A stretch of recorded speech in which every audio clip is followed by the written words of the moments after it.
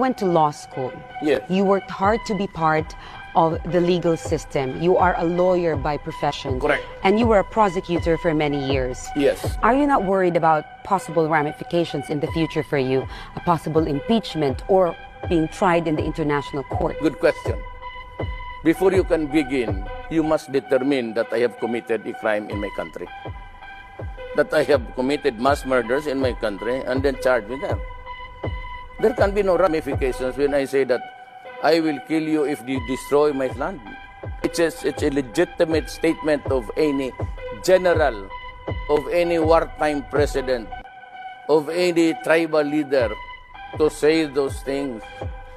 Of course, you said there can be consequences, but I am not worried. I do not make any projections.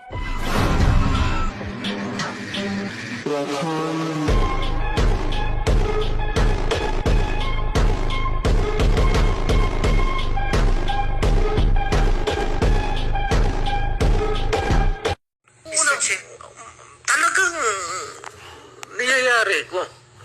Meron akong death squad. Death squad.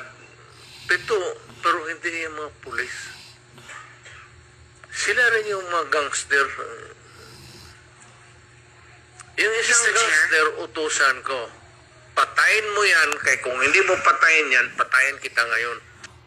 I can make the confession now, if you want. Una, talagang niyayari ko. Meron akong death squad. Death squad. Pero hindi yung mga pulis. Sila rin yung mga gangster. Yung isang gangster, utusan ko. Patayin mo yan, kaya kung hindi mo patayin yan, patayin kita ngayon. I can make the confession now, if you want. Una, talagang niyayari ko. Meron akong death squad. Death squad. Pero hindi yung mga pulis. Sila rin yung mga gangster. Yung isang gangster, utusan. Huwag mong subukan. Masisira ang buhay mo. A few moments later. Young Rodrigo Roa Duterte. That's my first middle name is Roa. The surname is Binato sa bag! Gago!